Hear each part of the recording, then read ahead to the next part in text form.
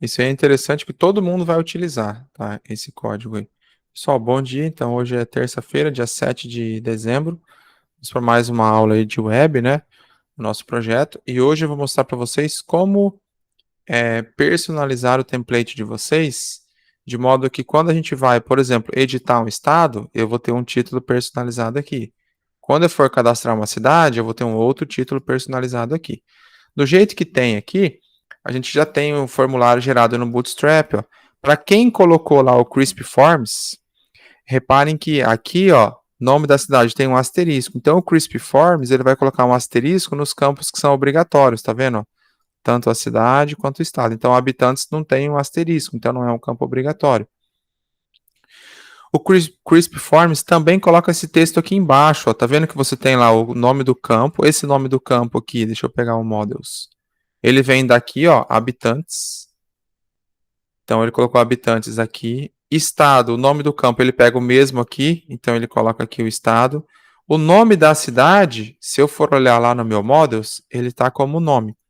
Porém, aqui dentro eu coloquei esse aqui, ó, verbose name. Eu coloquei aqui o nome da cidade. Então esse verbose name, ele serve para você personalizar o nome do seu atributo. Porque, por exemplo, tem gente que tem lá um atributo chamado código, que tem acento. Outras pessoas têm lá descrição, aí fica descricar, fica dessa forma. Então, quando você cria um verbose name, você pode colocar os caracteres especiais lá, por exemplo, descrição. Um exemplo, né? Vou salvar aqui e vou atualizar o projeto. Aí ele fica, ó, descrição. Então, aqui você consegue daí colocar a palavra certa, com os caracteres especiais, você personaliza o que vai aparecer. Além disso, outra coisa importante é esse aqui, ó, help text. Então, o help text, todos os campos podem ter esse help text aqui. E o texto que você coloca aqui é o texto que vai aparecer embaixo do campo. Então, você pode explicar para a pessoa. De repente, você tem um atributo específico lá que não ficou muito claro a descrição, ou que você quer que o usuário insira um padrão. Você pode colocar, ó, e ele vai aparecer aqui embaixo, tá? Isso porque eu estou utilizando o Crisp Forms que eu mostrei na última aula. E olha que legal o Crisp Forms. Se eu tentar aqui pegar algum campo que é obrigatório, cliquei com o botão direito, inspecionar ou inspecionar elemento, depende do navegador. Ele tem um required, que é o que ele cria, que é obrigatório, porque se eu tentar cadastrar, ele não vai, tá vendo? Preencha esse campo. Eu vou tirar esse obrigatório daqui e vou tirar esse obrigatório aqui do estado também. O select também tem esse. E vou tentar cadastrar. Eu tentei burlar o Django. Quando você faz isso, esses dados são enviados desse formulário por nosso servidor Django. Então ele chega aqui nessa view, ó, de cadastro de cidade. E daí ele vai olhar quais são os campos que você tem, nome, habitantes e estado. E ele vai olhar no seu models, ó. Então aqui ele colocou assim, ó, como você não especificou nada aqui, o nome é obrigatório. No caso do campo habitantes, eu coloquei aqui, ó, null é true e blank true, ou seja, esse campo não é obrigatório, ele pode ficar em branco, o usuário não precisa preencher ele. Se você tem uma tela que cadastra endereço, o que é obrigatório? O CEP seria obrigatório, a rua, o bairro, a cidade. O número, nem sempre a casa tem um número, então o número tem alguns casos que não é obrigatório. A parte de complemento, o complemento daí não é obrigatório. Então são exemplos que vocês podem personalizar. Reparem que daí ele aceita, ó. Eu não colocar nada, apesar de ter um zero aqui, né? Ele aceita e ele identifica os campos que são obrigatórios. Ó. Isso quem já faz bonitinho é o Crisp Forms, que daí ele já vai gerar as classes bonitinhas do Bootstrap para dizer que aquele campo é obrigatório ou não, tá? E a gente consegue validar. Por exemplo, vou cadastrar um estado e vou colocar a sigla PR, que já tem, né? Vou colocar um estado aqui, ó. Ele vai falar, ó, estado com este sigla já existe. Então ele valida também aqueles atributos que você identificou eles aqui como único, ó. Então eu falei que essa sigla é única. Se o usuário tentar cadastrar um outro registro repetido, com aquele atributo repetido, o Django também vai validar. E ele já vai informar para a gente aqui. É só o carro de som da Elgatex passar e que eu continuo falando.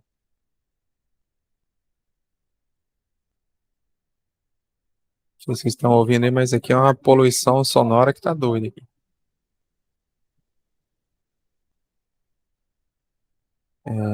Só encaminhar aqui.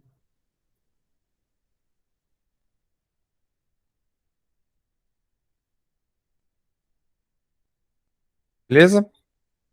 Então, isso é interessante cuidar, ter esses cuidados. Só que daí, mesmo assim, independente da tela, como a gente utiliza o mesmo formulário aqui, eu não consigo personalizar esse conteúdo. Como que eu faço aí para diferenciar isso daí, tá? Personalizar isso daí. Isso é feito aqui na nossa views, nosso views. Cada uma dessas telas que eu tenho, seja ela um create view, um update view, um list view que eu tenho aqui, um delete view, ou se eu for olhar lá em páginas, né, nas minhas views, eu tenho o template view. Independente do tipo que é a sua view, todas elas têm um método que quando você não implementa, ele usa o método padrão lá, né, da classe Py, que é do template view no caso, ele utiliza para enviar os dados para o template. Por padrão, ele não vem preenchido, tá? Ele não vem sobrescrito. Então, quem é esse cara e quem é esse método que faz isso pra gente? É o getContextData. Deixa eu pegar a primeira declaração dele aqui. Ou seja, toda view ela tem um método chamado getContextData. Esse getContextData, ele é como o próprio nome diz, ó, ele vai pegar os dados ali do contexto daquela view e vai enviar esses dados lá para o seu formulário. Por exemplo, eu quero que quando eu vou cadastrar alguma coisa, o botão fique cadastrar.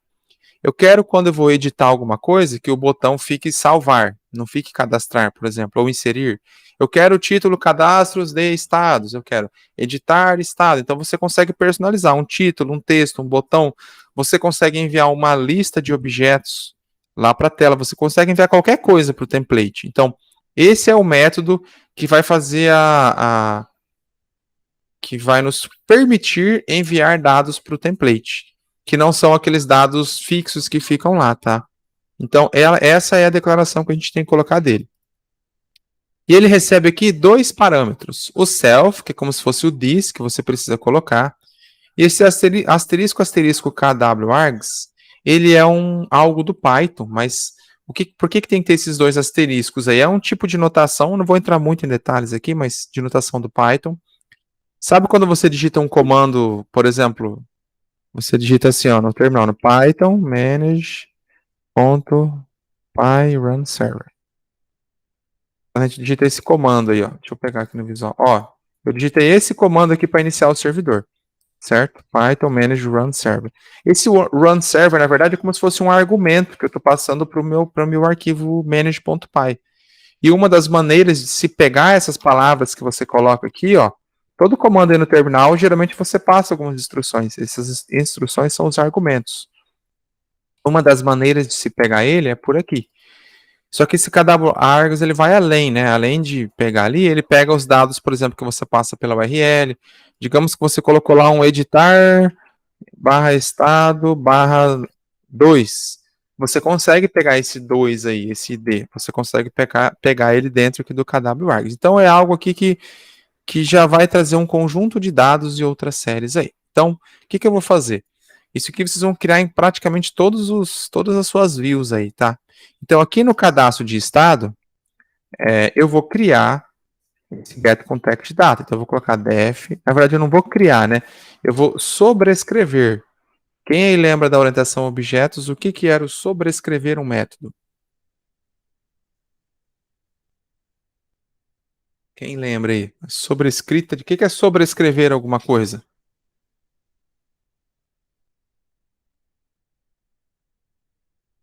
Ninguém lembra? Orientação a objetos? Vocês tiveram uma disciplina só disso? O que é sobrescrever alguma coisa? É usar o método já pronto e mudar o conteúdo dele, se eu não me engano. Isso, exatamente isso, Natânia. É você utilizar um método que já tem pronto, só que você vai modificar um pouquinho o conteúdo dele, tá? Isso é o que é da orientação a objetos. Então, igual eu falei para vocês, toda view, create view, update view, toda view tem esse método. E o padrão, o que ele faz? O padrão ele não faz. O padrão dele é não fazer nada, né? Que eu não consigo enviar nada para ele. Só que ele é o método utilizado para isso. Então a gente vai colocar def, lembrando que tem que ficar aqui dentro, tal. Se você deixar aqui fora, aí você está criando uma função fora aí no seu view, está perdida. Então o seu def tem que ficar dentro da sua view, por isso que dá um tab. Aí eu vou colocar get underline, ó, o Python até, o Visual até sugere para mim, ó, get context underline data. A gente vai passar dois parâmetros para eles. O primeiro é o self, que é como se fosse o this, né, para eu conseguir pegar as coisas aqui dentro dessa classe. Eu consigo, por exemplo, pegar o estado que está sendo criado, um monte de outras coisas. E esse outro que tem que ser assim mesmo, asterisco, asterisco, KW, seria keywords, né, uma coisa assim, args de argumentos. Então é um nome específico do Python lá e deve ser feito dessa forma, tá? Não se preocupe que depois vocês vão fazer isso aqui, ó, Ctrl C, Ctrl V nos outros, e só vai mudar o que é interessante. Beleza, eu vou colocar aqui, ó, return, nada. Se eu fiz isso, eu acabei de sobrescrever o método e ele vai ter esse comportamento. Mas basicamente é quase esse o comportamento dele, certo? Só que na verdade ele envia algumas coisas para o template. Ele envia lá, nesse caso do Create View, ele está enviando para mim o formulário com os campos, né, que eu vou criar aqui na tela. Então tem coisas que são enviadas lá. Esse return está com o tab. Aí agora está com o tab certo. Tá? Tem que cuidar que são 4 espaços, ó, 1, 2, 3, 4, ou um tab, tá? É o padrão do Python. Pode ver que meu return estava assim, ó. Tava estranho, tá? Então apaga ali e arruma certo. Então, na verdade, ele tem algumas coisas que eu preciso manter. Então eu quero fazer o seguinte, como eu estou sobrescrevendo esse método, eu quero que ele tenha o comportamento padrão dele, tudo aquilo que ele foi programado, e mais algumas coisas que eu quero adicionar. Então eu vou fazer assim, ó, context, aqui pode ser qualquer nome de variável, tá? Pode ser ABC aqui. ABC é igual, depois você tem que dar um return daí, por exemplo, no ABC. Só que por padrão, se você pega a documentação do Django, todo mundo usa lá um chamado de context, que seria o meu contexto. Então eu vou até dar um return aqui no meu context. E eu vou fazer um negócio aqui, ó, super ponto get context data. Aí eu não preciso passar o this, tá? Asterisco, asterisco, kw args. Vou passar isso aqui, ó. Certo? Ó, é o que ele fala, é o que tá para mim lá no manual. Se você for usar, ó, context, super, get context data e coloca um return no context. Então, esse comportamento até aqui eu não alterei nada. Quando você tem uma classe aqui, estado create, que é uma classe, vamos dizer assim, filha de estado create, o que que tem a ver essa palavra super aí lá da orientação a objetos? Quem sabe dizer o que que esse super aí representa?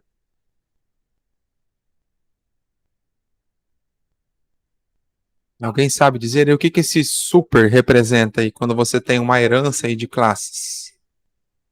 Eu acho que no Java não sei, não é essa mesma notação, mas a palavra super ela é utilizada para isso. Alguém aí sabe? O Natane vai me salvar de novo?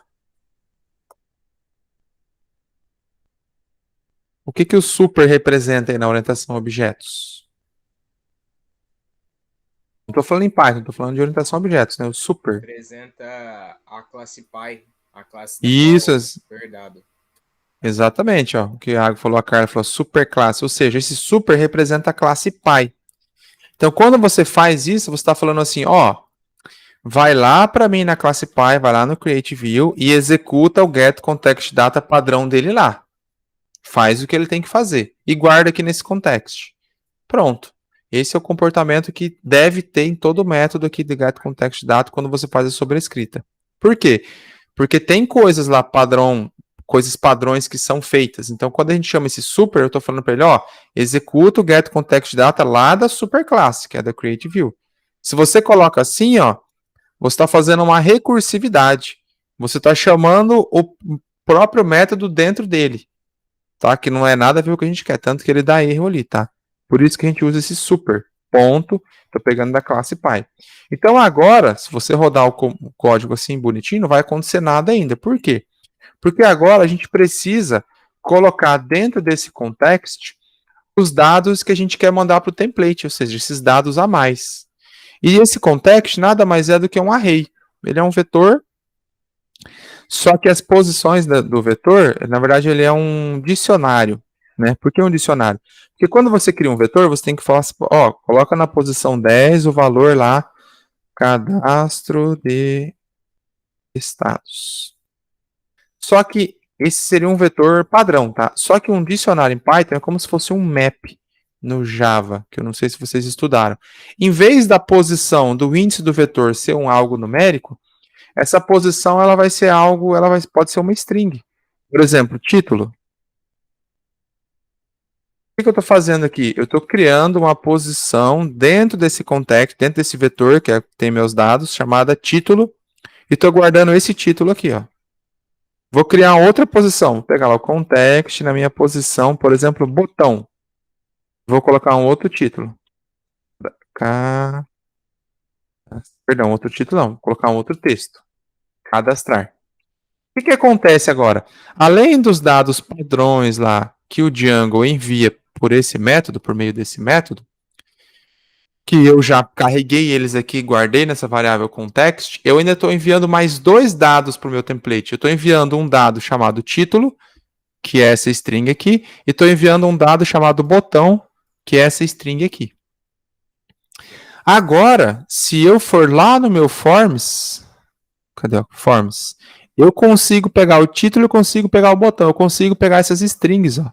Então eu venho aqui no meu form, em vez de eu escrever aqui cadastro de alguma coisa, e eu vou deixar a parte cadastro, porque eu vou usar isso aqui para editar também, em vez de eu ficar sempre com o meu texto fixo, por exemplo, deixa eu só acessar a página, ah lá, cadastro de alguma coisa, eu quero que apareça aquele título que eu coloquei lá no meu get context data, ou seja, eu quero que aqui nesse lugar, nesse exato lugar aqui, ó, vou até apagar dentro desse H2, eu quero colocar esse título aqui, ó, o texto que está dentro dessa variável título.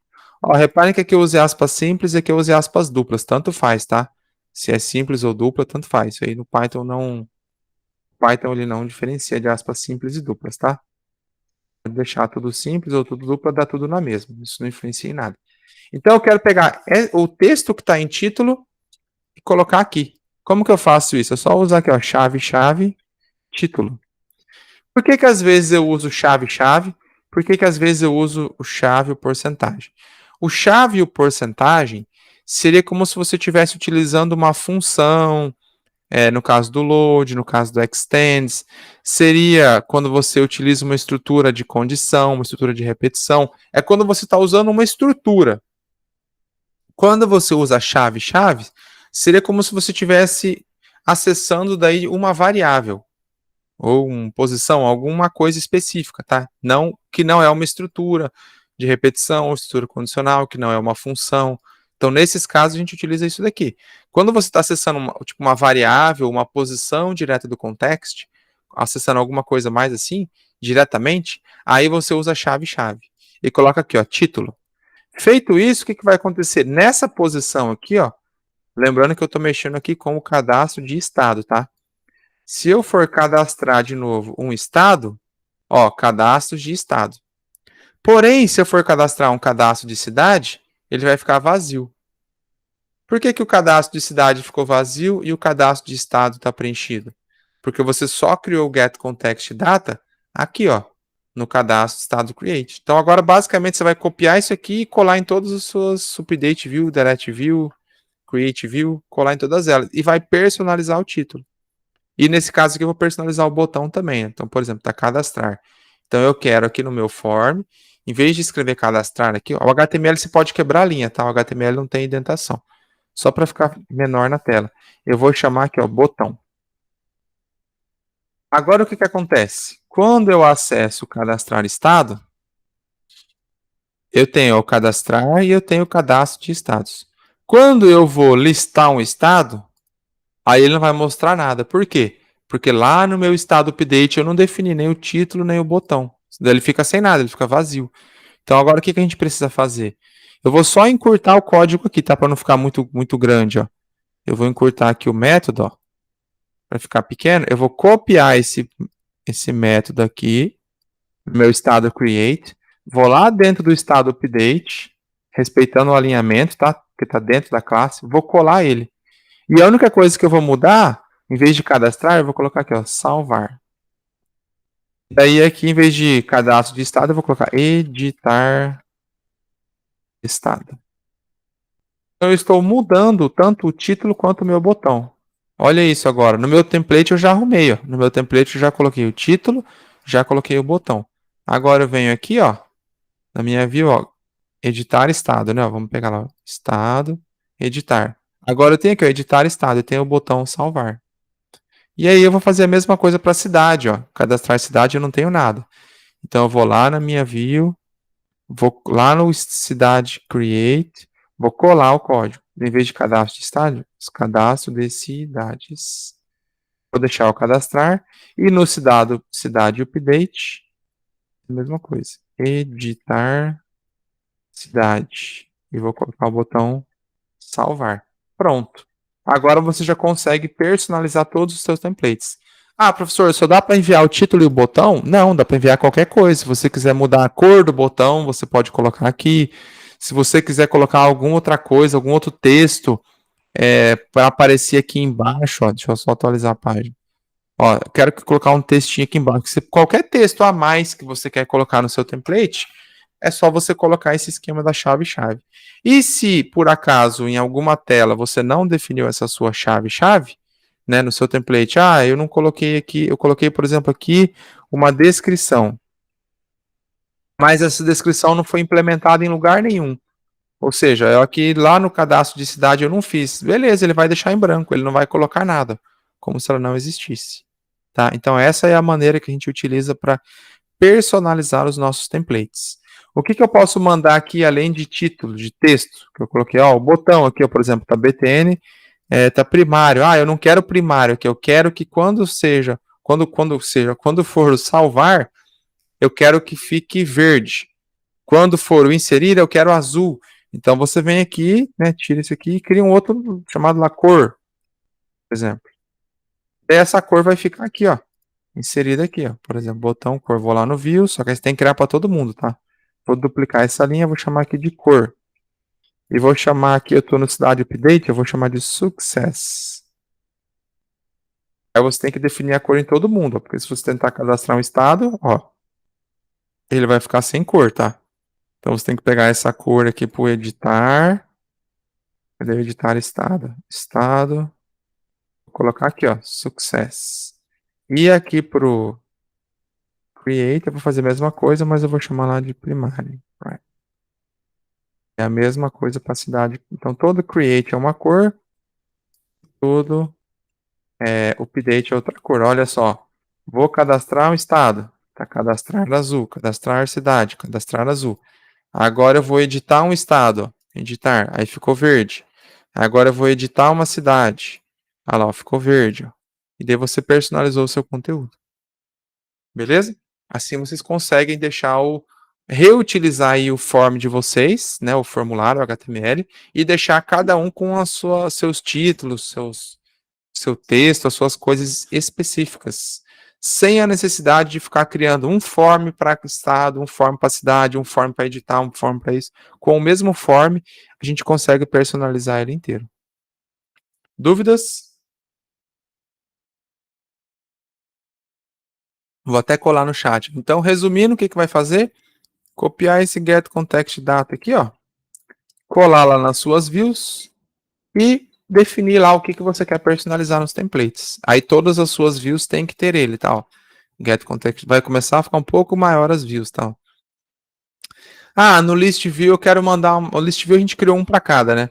Mas tem o get context, tem também. Às vezes você quer mandar outra coisa aqui, você quer mandar para ele, sei lá. Você pode colocar o sei lá que você quer mandar para cá, aí você vai lá no seu HTML e coloca o sei lá onde você quer colocar. Na list view parece não fazer sentido, mas por exemplo, você está na cidade list e você quer receber uma lista dos últimos usuários. Então, a gente consegue fazer um esquema aqui que a gente vai estudar lá para frente, .objects.all. Então, ele vai listar todos os usuários que tem no sistema e vai guardar nessa variável usuários. Aí você pode ir lá fazer um for para esses usuários e mostrar tudo na tela. Entendeu? Então, tem essas... Também é possível enviar dados para lá, além de texto e string, né? Você pode enviar ali uma lista de usuários, uma lista de categorias, uma lista de produtos. Você pode enviar qualquer coisa, tá? Não só strings. Pode ser um número, um char, um float, um booleano e um monte de outras coisas. Beleza? Eu acho que de novo aí que eu pretendia passar hoje era isso daí, ó. Essa parte do get context data aí. Que isso usa-se bastante, tá? Esse conteúdo. Vou salvar aqui e mandar pro Git. Ó, o meu projeto tá no Git, né? Vou parar o servidor. Git. O certo era fazer isso aqui primeiro, ó, Git pull. Aí o que que vai acontecer? Se alguém lá da sua equipe fez alguma alteração, ele vai atualizar. No meu caso, ó, tá tudo atualizado. Então eu vou mandar meu código git add asterisco commit -m personalizando form. Yeah. Ele tem que configurar aqui git. Isso é só na primeira vez, é porque eu nunca usei o terminal direto aqui, tá? User.email.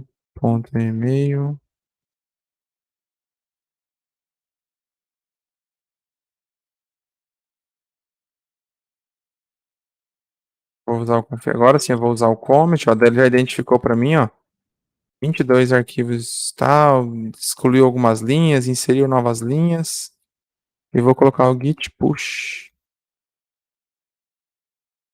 origin master. Aí ele já vai enviar para mim lá no repositório, ó, atualizou já, ó, ok? Todas essas alterações que eu fiz aqui do get contact data já estão funcionando, tá? Vou dar o servidor. Vou encerrar a gravação aqui.